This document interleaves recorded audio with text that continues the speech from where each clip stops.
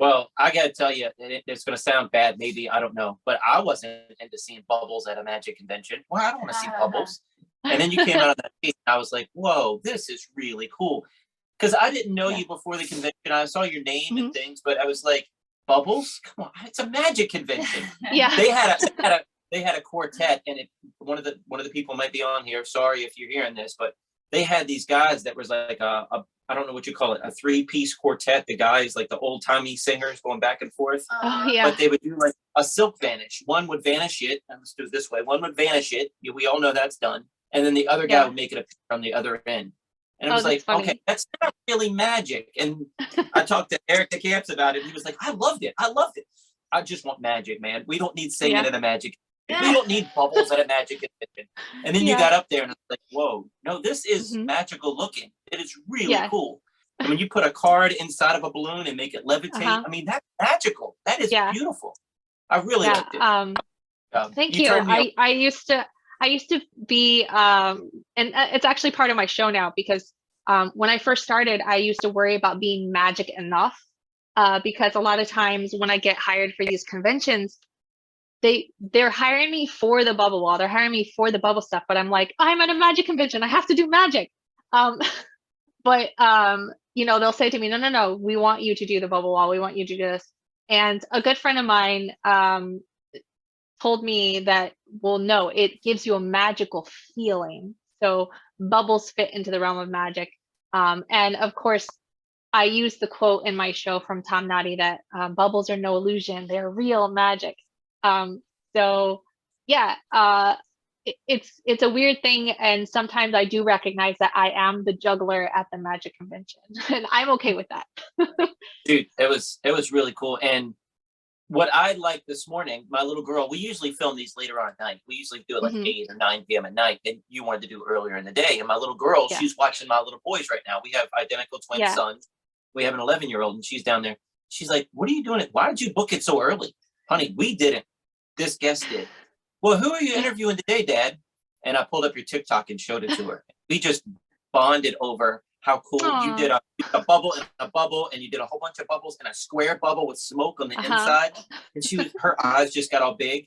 She sees magic all the time, but seeing your Mhm. videos and the card in the bubble that Mhm. levitated, her eyes got all big, and it was like she was experiencing magic for the first time in a long time again.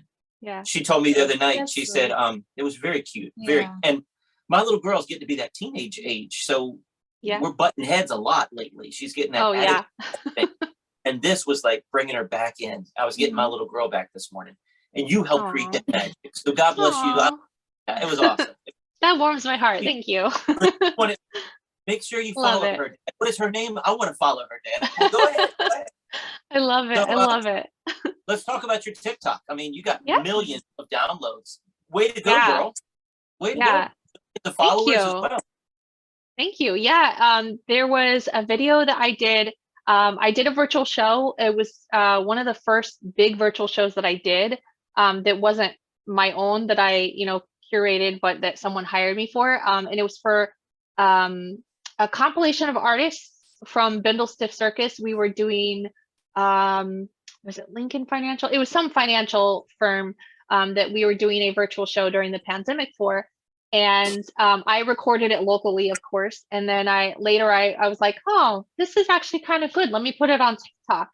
And I put it on TikTok, and nothing had taken off at all on TikTok up to this point. Like I was doing it for months and like ready to throw the towel in. And this one video just went viral. I got millions of views. I think now it's at like 9 million views on this one of me doing the bubble wall, and people were just the comments that they had on there were, I've never seen anything like this.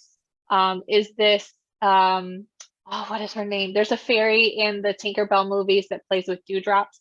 And they're like, oh, Silver Mist, that's her name. They're like, Silver Mist, is that you? Like, it was just funny the connections that people made from this video.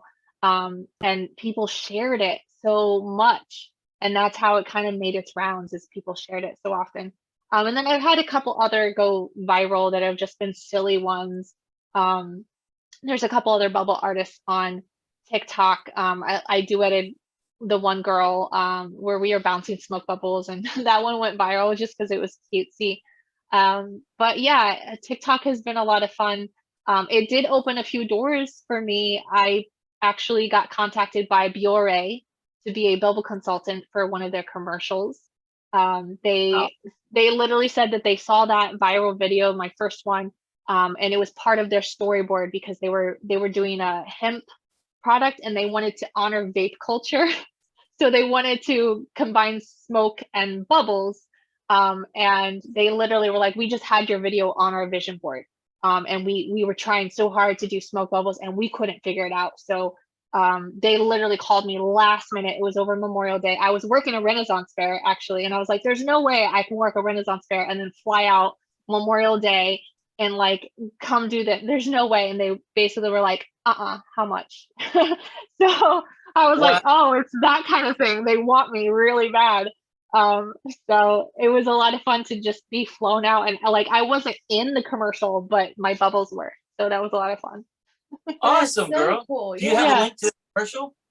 They actually, I don't think they ever published the commercial. There was a little blip, a little blurb that I don't even think were my bubbles, but it was from that session. There is a B reel. I can find the link for you, but there was a B reel that they posted from the Well, studio. we have that Facebook group. Anything you Yeah. have, like, send it to me and I'll post it. Yeah, Uh, I will. Maybe they're saving it for the Super Bowl. Oh, Maybe. That would be funny. Wow. Yeah. Dude, that is so great. That is awesome. Yeah. I had no idea that you got flown out for that. That's Yeah. an opportunity. It So was how very often are you cool. posting? Are you posting 3-4 times a week, or is it once or twice a week? It depends on kind of my mood and how busy I am, but the advice that I've read is that you should post 3 to 4 times a day, which is a lot of content.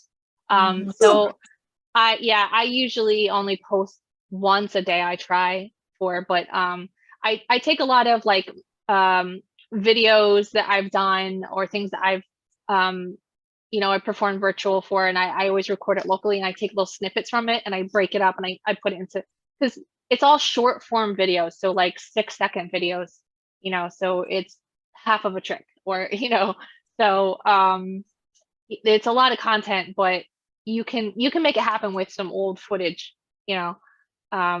But TikTok is a whole beast.